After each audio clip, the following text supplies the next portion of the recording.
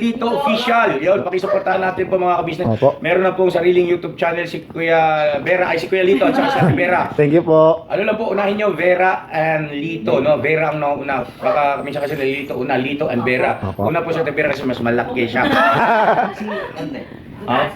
So yun na mga kabisnes, salamat po ha, supportahan natin sila. Thank you so much. Thank you po. Hello po mga kabisnes, Vera and Lito official dito. Yan, official na po sila mga kabisnes. Opo. Na sila Thank ay you po.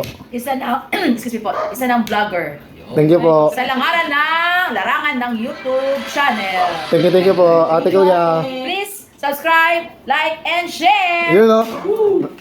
Salamat. So yun mga kabisnes namin minamahal, mapagpalang araw po mga kabisnes.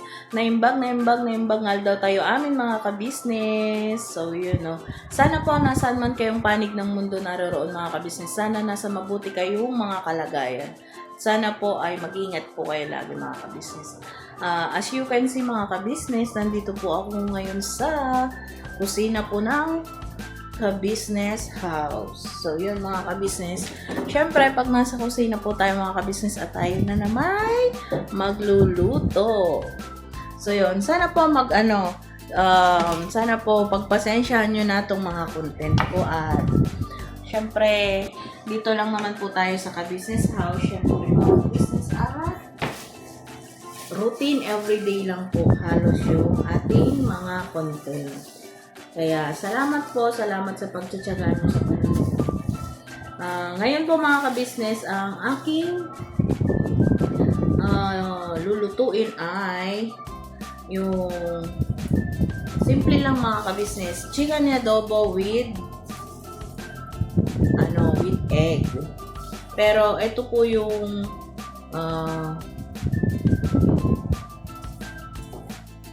mga ka-business, simpleng luto lang ng adobo kasi hindi na po natin siya igigisa. Rekta na po lahat mga ka-business. Ito po ay ginagawa ko po paminsan-minsan lang. Madalang ko naman po itong gawin mga ka-business. Kasi kadalasan po ako ay nagigisa. Pero ngayon sabi ko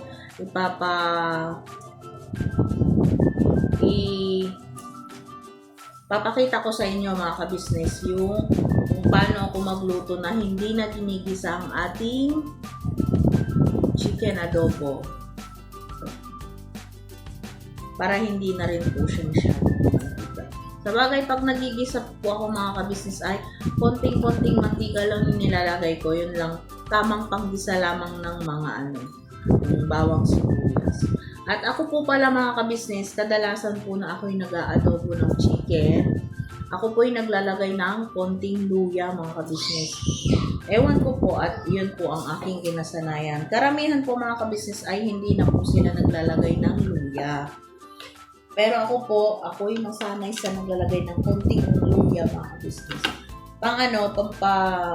Dagdag tanggal lang sa akin po kasi. Tsaka parang mas masarap po yung lasa para sa akin pag may konting luya. So, yun mga ka-business. At yun din naman po yung niluluto ko dito sa ka-business house. Hindi naman po nila sinasabi, huwag nang mag-luto. Minsan po kasi, syempre, may mga luto din ako na mas gusto nila yung walang ganito, may ganito. Tinatapat naman po nila ako mga ka-business. Sinasabihan nila ako, Ate Vera, parang mas masarap yung luto mo na walang ganun, walang ganun. Kadalasan po mga ka-business kasi ay iniiba-iba ko po yung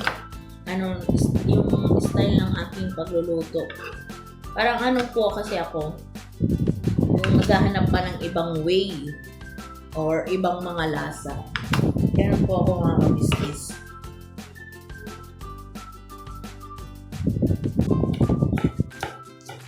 Kaya, ngayon po mga ka-business ay papakita ko naman po kung paano yung luto ko ng chicken adobo without saute. Ay, English yarn.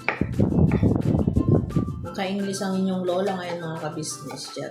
So ngayon mga ka-business, ako naman po ay naghahanda na ng mga sangkap. Ganon din naman po yung sangkap ng mga ka-business.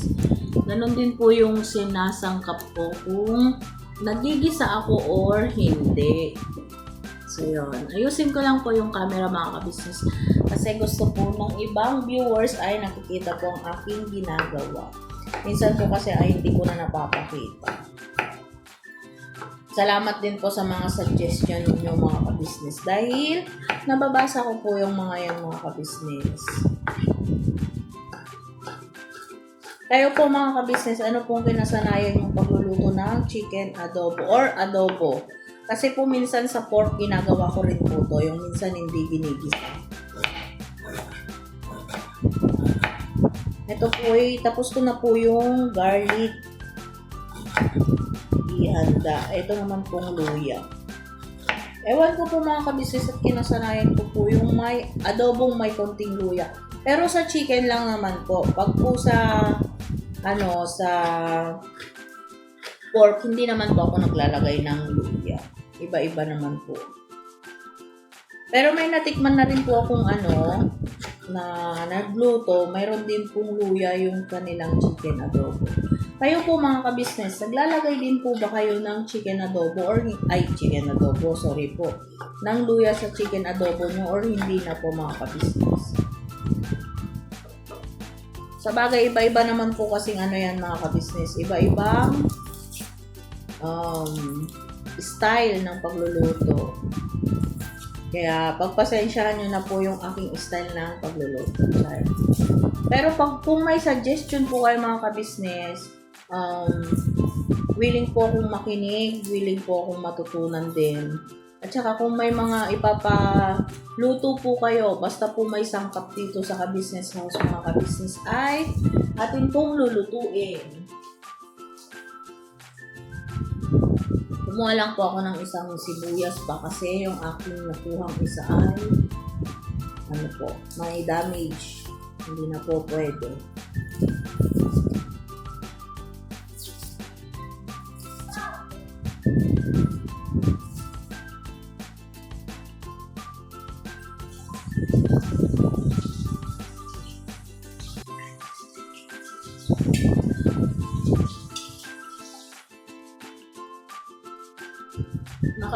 Na po pala ako mga ka-business. Nakapaglaga na rin po ako hinugasan ko lang po yung aking sibuyas kaya ako'y tumayo po. Nakapaglaga na rin po pala ako ng mga egg mga ka-business. Kami lang po nandito ngayon mga ka-business at sila ay may pinuntahan. Kaya ang natira po dito ay kami lang po. Andito rin po sila Kenzo at sila Poy. Kaya po tapos na po tayong maggayat ng mga sangkap. Sibuyas, bawang at konting luya po mga ka-business. So balikan ko po kayo mamaya mga ka-business ulit. So yan mga ka-business namin na mahal, naka-ready na po lahat yung aking lulutuin. So sisimulan na po nating timplahan mga ka-business. Ito pong karning manok ay nahugasan ko na po mga ka-business. Malinis po yung aking kamay mga ka-business. Lalagay na po natin siya sa kawali.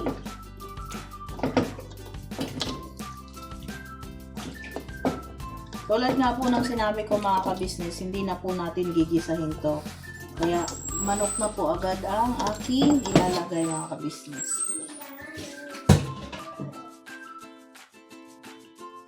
At syempre po, lagyan po natin ng luya, bawang, sibuyas, at laurel mga ka-business.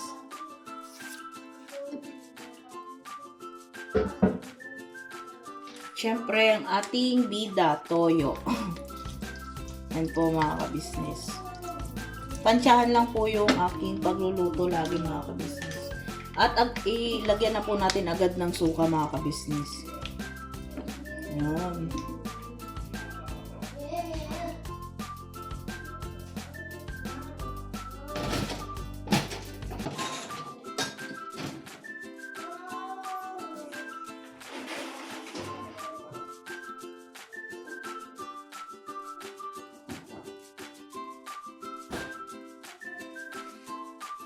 At ito po ang ating sekreto mga ka-business. Soda po to. Sprite. Sorry. Lagyan po natin ng isang basong Sprite. So, ganun lang po mga ka-business. Saka, Lagyan po natin ng paminta. Medyo dinadagdagan ko po ng paminta kasi gusto po namin ni ate ka-business ay medyo maraming paminta. At syempre po, lagyan ko po ng konting magic sarap mga ka-business. So, ganyan lang po mga ka-business. Ayan. Ito po ay wala pa pong apoy mga ka-business. Hahaluin ko po muna para magpantay po yung lasa ng ating chicken adobo sa ano po mga ka-business, sa karne. Ayan. Okay na po, nahalo na po natin. Tapos, atin na pong bubuksan yung ating kalan. Siyempre po mga ka-business, para po mabilis mag-absorb at maluto, tatakpan po natin. So, babalikan ko po kayo mamaya after niyang kumula mga ka-business. See you po! So, yan mga ka-business, I'm back, char. Tayo naman po yung babalat ng egg. Nalaga ko na po ito kanina bago po ako mag-ready ng ating aadobohin para po mabilis. Andito rin po pala si Ate Sideng. Dumating po siya. Hello, Ate Sideng! Good morning! Hello po mga ka-business, mga kapapi, mga ka-mars. Good morning po sa inyong lahat. Ayun, no? Maray na aga inyong gabos. Tama ba? Maalam na ako mag-Bicol.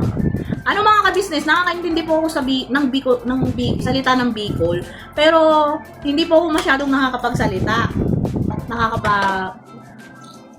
Pronounce na ng Bicol. Ano po, karamihan po ng naiintindihan ko, Bisaya po, nakakaintindi rin po ako, Kapampangan, Panggalatok, konting-konti lang po ang naiintindihan ko.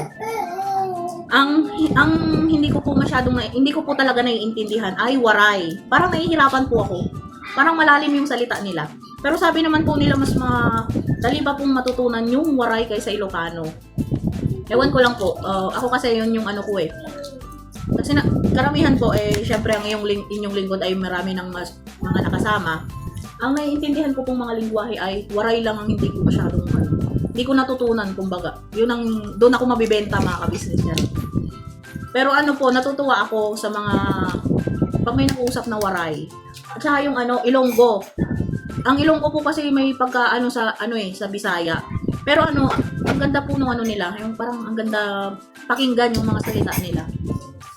Karamihan po kasi ng aking nakasama ay mga Bisaya at Bicolano. Kaya minsan po ay ako'y natututo rin pag sila'y nagkukwentuhan. Pero nung una po talaga akong naka-encounter ng mga kasamang Bicolano, pare-parehas po kami noon bagong salta sa Maynila. Kwento ko lang to mga ka-business, konting pamasada lang, char. Para hindi po kayo mainip sa aking munting vlog. Nung unang salta ko po rito sa Maynila, sa parlor po ako nagtatrabaho. Pero yung may-ari po ng parlor, meron din po siyang water station. Siyempre, yung nasa water station po, mga lalaki yung trabahador doon. Ngayon, parehas po kaming bagong salta dito sa Maynila. Yun po kasi naging trabaho ko na yun para wala pong lugi.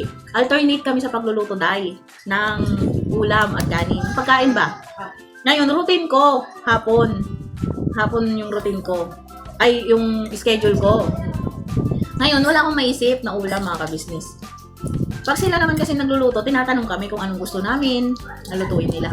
Ngayon, nagtanong din ako sa mga lalaking taga Bicol. Ngayon, ang sabi kong gano'n, kuya, anong gusto niyong ulam? Wala kasi akong maisip na lutuin.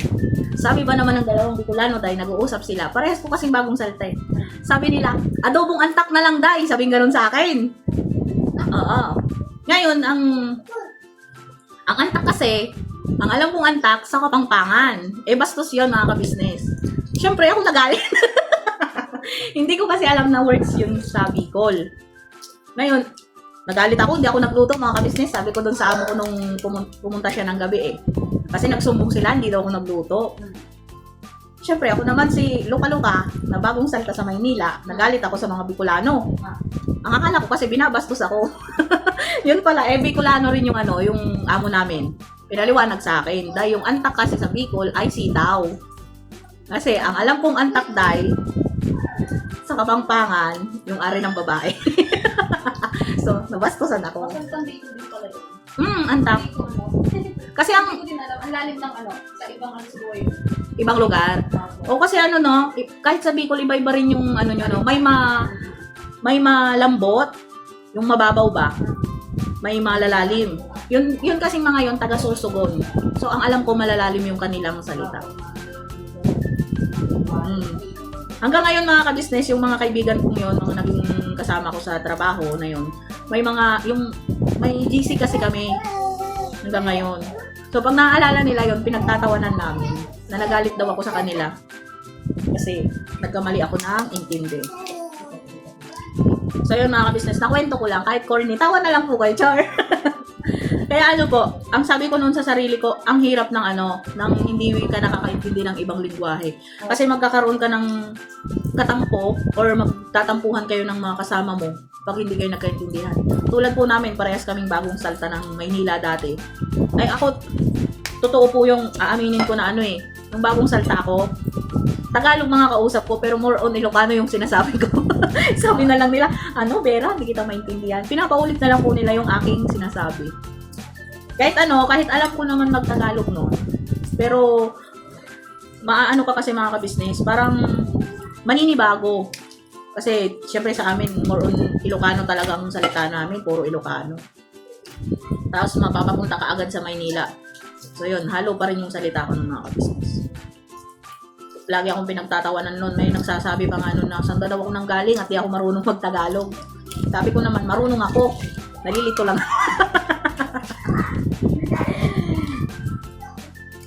Pero ako kasi mga ka-business, maaga akong lumuwas ng Maynila. 15 years old mga ka-business. Pagka-graduate ko ng high school, take lang ako ng 3 months na cosmetology. Yun po yung aking kinuha. Kahit nung time na yun mga ka-business, may magpapaaral naman po sa akin. Yun po yung guidance counselor namin nung high school. Yun po yung sinasabi ko na umampun sa akin. Kagustuhan pong makatulong na agad sa magulang. Nakiusap ako na wag ko munang ituloy yung education. Kasi education po yung gusto niya noon sa akin. Nakapag-exam na nga po ako ng education. Pero nakiusap po ako na kung maaari, muna ako nung short course ba. Yung parang Kaya nag-enroll po ako sa Madonna. Yun, buhay pa yung, hindi ko po alam kung until now, wala po akong balita sa enrollan ko ng Madonna Camiling Institute. Yun, Madonna Camiling Institute. Hindi ko po alam mga ka-business, hindi ko po nababalitaan kung open pa po sila. Kasi nung time po kami yung nag-training po kasi doon, parang kukunti na po dati yung napasok doon. Kasi yun yung naging uso yung anong tawag nun? Anong tawag nun?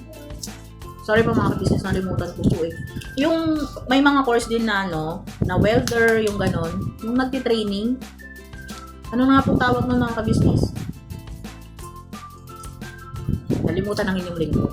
So yun po kasi yung mga ka-business ay libre po yung time na yun. Hanggang ngayon naman po, mayroon man pong binabayaran, konti lang po. Pero yung pinag-enrollan ko po kasi ay talagang may bayad pa rin. Kaya yung time na po yun ay kukunti na po yung nag-enroll sa kanila. Pero kahit naman po may bayad doon sa pinag-trainingan ko ng cosmetology, hindi naman po lugi. Kasi talagang kung kailangan one-on-one kang turuan mga ka-business, yun po yung kinaganda doon. Kaya mabilis din po kaming natuto nun. 3 months lang naman po kasi yung aming yung aking cosmetology. So yun mga ka-business, kung saan sana po napunta ang aking kwento. Pagka-graduate ko po kasi noon, yung 3 months na yun mga ka-business, nagkasakit naman po ang aking tatay. Kaya yun, nagpaalam po ako noon kay Nanay Pe, yung nagpaaral po sa akin. Tumulong pong magpaaral sa akin noong high school ako. Umuwi po ako sa amin at binantayan ng aking father. At yun naman po ay hindi na nagtagal. Nalaman po namin yung sakit po kasi na stage 3 na mga ka-business yung papa ko dati. Ilalaban pa po sana namin, tinatry namin pasalinan ng dugo para po maoperahan, pero hindi na po kinaya ng kanyang katawan. Yung sinabing taning sa kanya ng 2 linggo ay eksaktong 2 linggo po siya noong nawalan siya ng hininga. Ang kanyang naging sakit mga ka-business ay colon cancer din. Yun po ay nalaman namin late na. Kaya wala na po kaming nagawa. Kahit po sana gusto namin ilaban. Dahil nung time na yun mga ka-business ay talagang wala kami. Ang inasahan na lang namin talagang tulong ay yung nilalakad namin ng mga sa government dahil yung PhilHealth na masa, yun po, meron po kasi kami noon.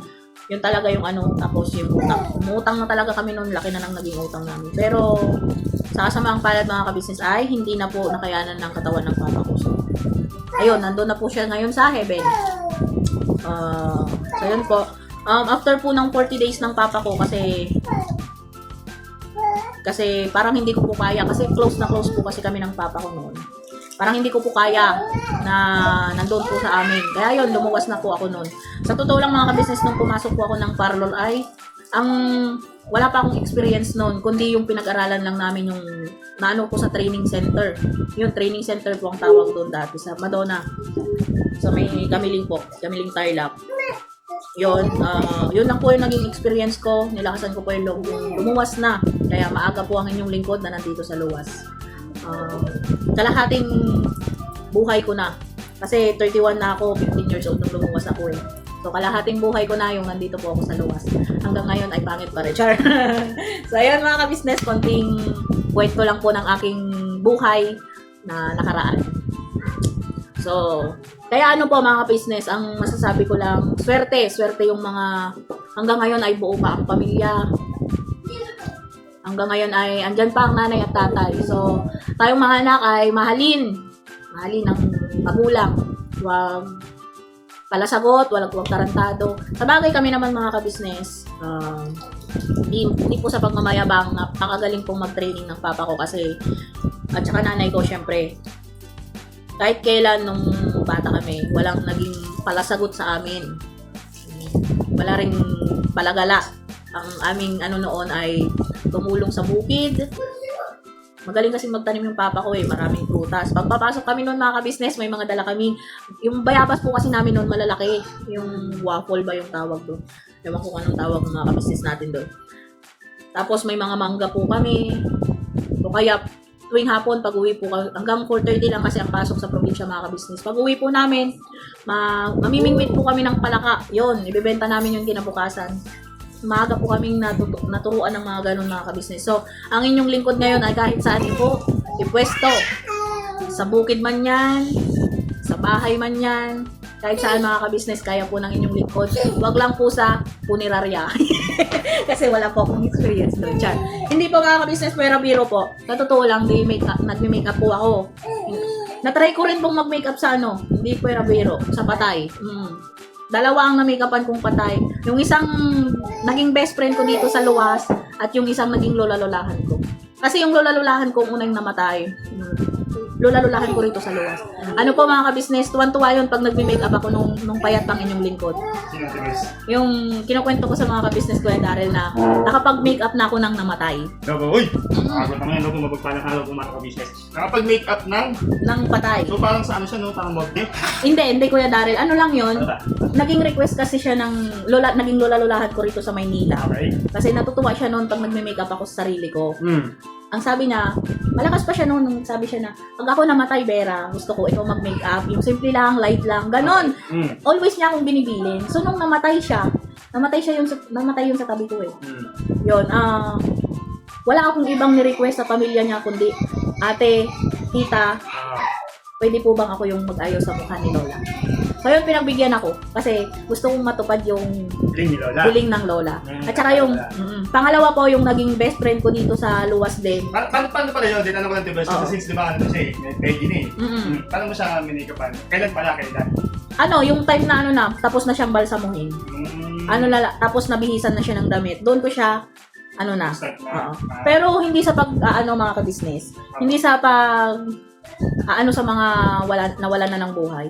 Mas mabilis make-upan ang patay na. Mas mabilis o mas madali? Mas madali pala, sorry. Kasi ano eh, kumbaga yung ano na lang, hahabulin mo na lang yung hindi malungkot ang mukha pag na-make-upan. Hindi tulad ng buhay, pwedeng magreklamo, pwedeng ano. Hindi naman sa hindi na makakapagreklamo yung namatay.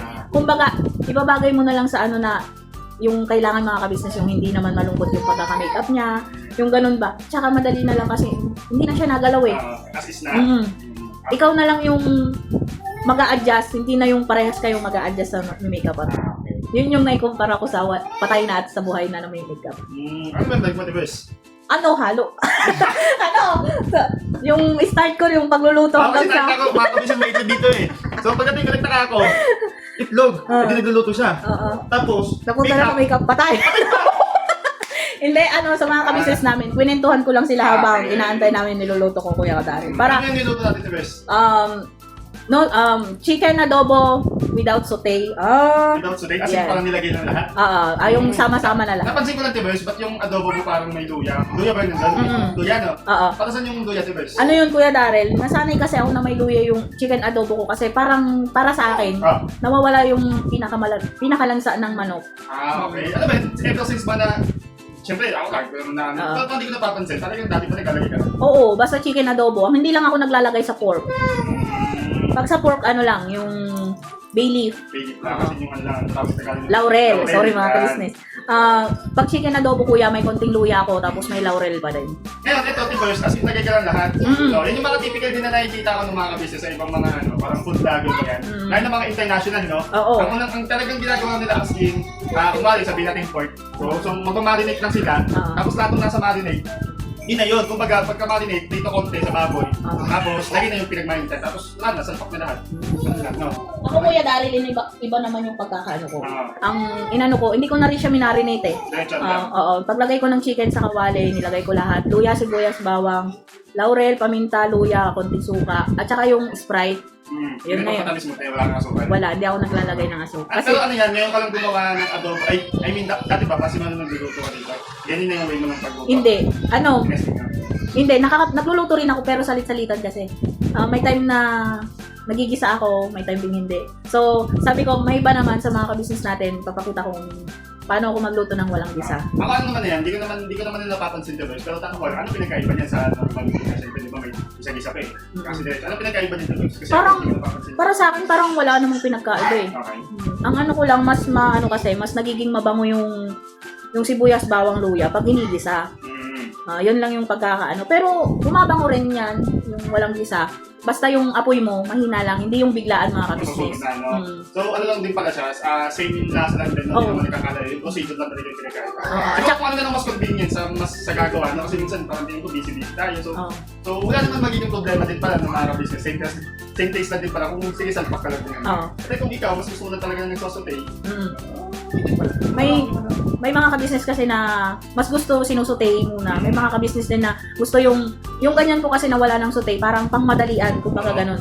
At saka parehas lang din naman ng ingredients, yung procedure lang po talaga. adobo pa din yun eh. Kumbaga kahit anong, di ba, sabi nga nila marami, kumbaga iisa lang naman yung ng adobo lang. I mean yung, iisa lang naman adobo pero ang dami niyang pwedeng klase kung paano siya lulutuin. At saka maraming pwedeng maging lasa, Darl, kasi yung iba may konting tamis, yung iba may ketchup, yung iba rin Ang daming way para yung gawin si adobo. pero yung isa ang tawag adobo pa rin. Kaya nga din siya yun, para national dish siya. Kumbaga, yun yung pagkakakilanlan na isa sa Pilipinas. Saka hindi lang basta manok, ang galing niya adobo. Madami. Kung anong klase ng adobo mo yan. Opo. Sadya, isda yung adobo pa eh. Natikman mo yung yung paksiw with na may toyo ko. Oo. Nakatibay ito, Bes. Hindi Kasi kasi hindi pa ako nakaraan yun, yung tinanong ko sa ito eh. May akong parang nakita ko siya. Parang adobo kasi may toyo. Pero naamoy ko yung yung pagkapaksiw. May toyo na sa akin. Pero first time ko na makakain. Sarap ito, Bes. Ako po yung nakapagluto ng mga kabisnes. Tilapia po or kahit galunggong. Thank you, Kuya Dar. Kahit galunggong mga kabisnes, paksiw po yung niya, pero nilalagyan ko po siya ng toyo. Sa mga susunod mga kabisnes, papakita ko naman po yung ganun sa inyo. Siyempre, i-share ko sa ating mga kabisnes na willing din pong matutong magluto. Salamat po sa pag ni Kuya Darl, pagsama sa ating video. May gagawin na po kasi siya ulit mga kabisnes. So ayun mga kabisnes, tuloy lang po tayo sa ating munting vlog. So ayun mga kabisnes, titignan na po natin ang ating adobo kasi medyo or nakulo na po ata. Wait lang po mga kabisnes. So ayun mga kabisnes, titignan na po natin.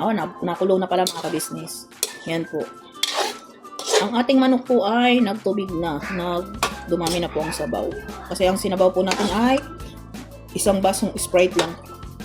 Tsaka toyo suka. So yung mga kabisnes, tuloy lang po natin hanggang sa medyo maiga-iga po yung ating tubig. Ay, sabaw pala mga kabisnes. So yun po mga ka-business, balikan ko po kayo mamaya after kung ilang minuto. So yun mga ka-business, magliligpit naman po tayo ng mga nagamit na mga ka-business. Para po, bago matapos po ang ating pagluluto ay malinis na rin po ang ating lababo. Dahil alam nyo naman po mga ka-business, ayaw ng inyong lingkod ang mas makalat. So yun po mga ka-business, mayroon lang po pala akong sasabihin. Kasi may mga ka-business po tayong nagtatanong sa akin. Hindi naman po masama yung mga tanong nila mga ka-business. Bakit po raw minsan ay ang ginagamit kong toyo at suka ay mga nakasashay pa raw po. Hindi pa raw po ako magpabili ng malalaking nakagalon. Yun mga ka-business, gusto ko lang po sagutin yung mga yon. Yung minsan po, nauubusan din po syempre kami. Tulad po na ito mga ka-business, isang galon po, toyo po siya. Ayan, paubos na po. Kaya ang ginamit ko po ngayon, pagluluto, ay kumuha po ako bumili po muna ako ng sachet sa tindahan kasi ilista pa lang po ako ng ipapa-grocery ko kila ate. So yun mga ka-business, sana po malinaw po ang aking sagot sa inyong mga katanungan kung bakit nagamit pa raw po ako ng sachet.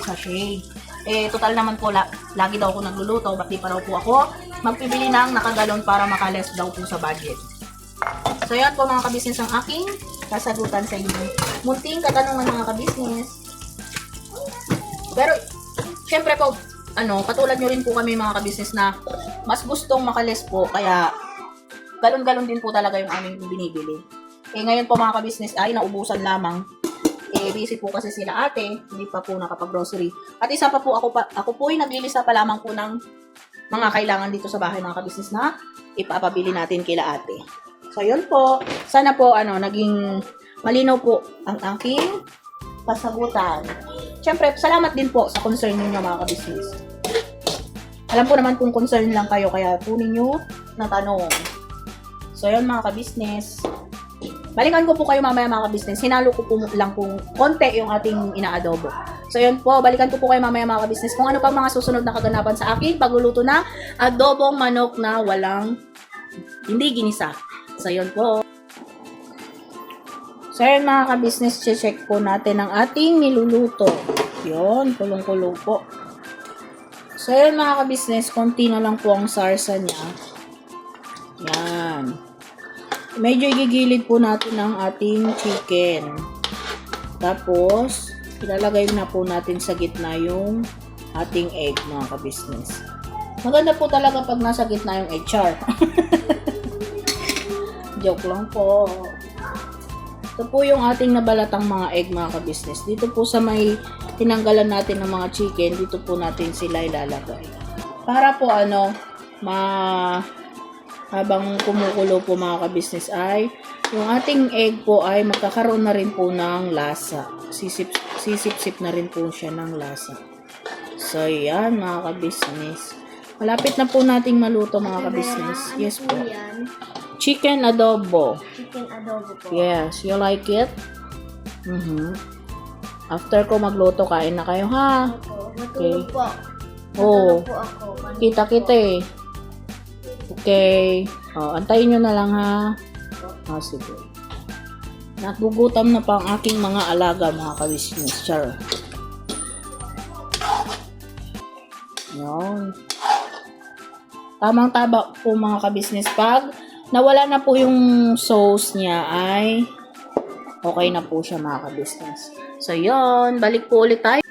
So yun mga ka-business, paluto ng ating chicken adobo na hindi dinaan sa gisa. So mga ka-business, paluto na. Ngayon ko lang po pala titikman. Okay na po siya mga ka-business. Tamang-tama lang po yung alat.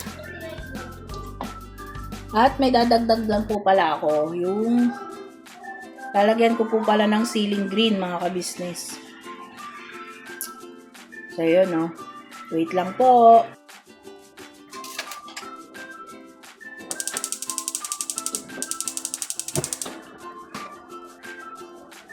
So yun mga ka-business.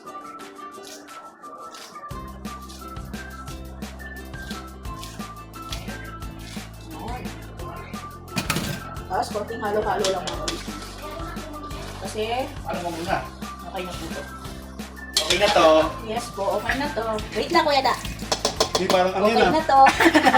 Parang ano yun dito ba? Matawag dito. Sige, kaya mo yan, Kuya Darren. Yung walang sabaw? Oh, pinaiga. May nga ba tawag dito? Ito po kasi yung paborito ng kuya pagdating sa adobo. Lilipap na siya eh. Yes! Pinaiga. So, yun na mga ka-business. Tapos na po tayo magluto. Pinatay ko na po yung apoy. At tayo naman po ay magbubukod na ng kila ate. Para kahit kumain na po yung mga nandito sa bahay, ay safety na po yung ulam nila. Lang po.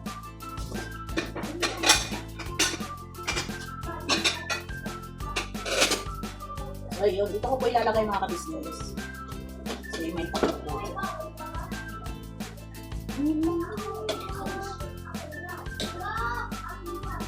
Kahit si Papa Dins po, isa po ito sa paborito niya mga ka-business. Yung pinaigang adobo. So after ko pong magbukod, sasandukan ko na po ang ating mga batuta mga ka-business. Sila ay kakain na. At ang kanilang mother ay wala po. Mga may nilakad po. Ako na po ang kanilang mga mother. Charot. Iuwi ko na po silang lahat sa Tarlac mga ka-business. Sabi po ni Koy Koy mga ka-business, bawal daw silang iuwi.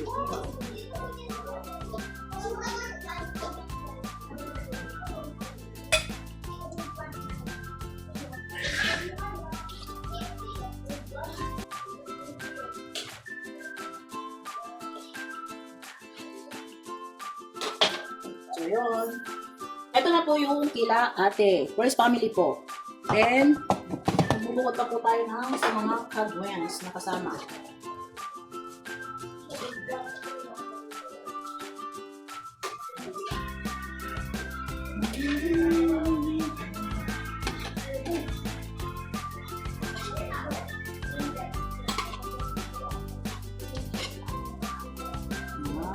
Ito po sa mga kagwangs naman mga ka-business. At syempre may natira po para sa mga batuta. So yun. Balikan ko po kayo mga ka-business, ipagahanda ko lang po yung mga kakainin ng mga batuta. Talia, nyari. Ayun po mga kabisnes sa mga kapatid. Ano lasa, B? Lasa? We. Parang hindi. Boy. Ay po tayo mga kabisnes. Ano nangyari? Masarap po yung luto mo ate Bel. Sobrang sarap. Oh, talaga. Ace. Kain po mga kabisnes mga kapatid. Oh, nangyari? Sarap po. Talaga naman parang nagkaisa kayo sa sagot Sinopia. Miniting ba kayo ni Ate Vera? Tinuruan kayo ni Ate Vera yata eh. Ha? Tinuruan kayo? Ay, oh. Tayo na. Tinuruan kayo ni Ate Vera ng sagot? Oh, tinuruan ka ni Ate Vera ng sagot? Oh. Tinuruan ka ni Ate Vera, yung totoo. Oh. Kenzo.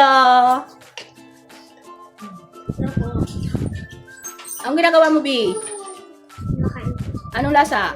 Sarap po. Lasang adobo? Oh? Hi, Kuya Lito. Kuya Lito, may sinasabi sila, ba't di ka lagi nakikita sa vlog ni Ate Vera? Ha? Alak ka, nagagalit sila. Hindi, ano po kasi. Yun na po, alam na po ng pera po yun. Yun o. Nagkakaunawad po pala kami. Char. Hi, Kuya Da. Kaya po mga ka-business. Yung mga taga-ibang bansa po dyan, sa mga nakakamiss ng adobo. Yun o. Kain po tayo. Ay, Okay, pasensya, may dama kasi. Nagulat si Kuya Daryl eh. Thank you, Kuya Da. Hi, Amaru. Po mga business tayo po. Sarap. Oh, parang di ka pa nakasubo. Kakataas mo lang mag-pray. Eh. Okay sa akin yung ganito to, may konting pitik ng ano. Anghang. Yun. So, ito po ang isa. Hi, Ate Si. business mga papi. Yeah. Kalami. Kalawe! Ano, B? Oh, pinapaubos po ni Kenzo yung mga kanin ng mga kasama niya. Kasi bawal magtira. So yun, mapapansin nyo mga ka-business, hindi na po nagsiselfone si Kenzo habang nakain. Kasi magagalit si Tita Vera. So yun lang po mga ka-business namin minamahal. Sana po, nasaan man panig kayong mundo naroon, kuha na rin po kayo ng inyong pagkain at sabay-sabay po tayong kumain mga Yes ka-business. po. At sana po may natutunan po kayo kahit paano sa munting vlog ni Vera mga ka-business. At sana po pagsyagaan nyo po lagi. So yun po, hanggang dito na lang po ang aming vlog. See you tomorrow mga ka-business. At sana po patuloy yung suportahan ang Ka-Business Official, Ka-Business Family, syempre Papa Dins TV mga ka-business, at yung kay Mars, yun, mga ka-business, subscribe na po kayo mga ka-business sa Mrs. KV Official. Sensya na po. Sensya na po at ako'y nasamin. At syempre po sa mga kapatid kong kagwangs mga ka-business, suportahan din po natin lagi. At sana po wag din po kayong magsawang sumuporta sa Viera and Lito Official mga ka-business. Opo. So hanggang dito na lang po mga ka-business namin minamahal. Pirabanat po mga ka-business.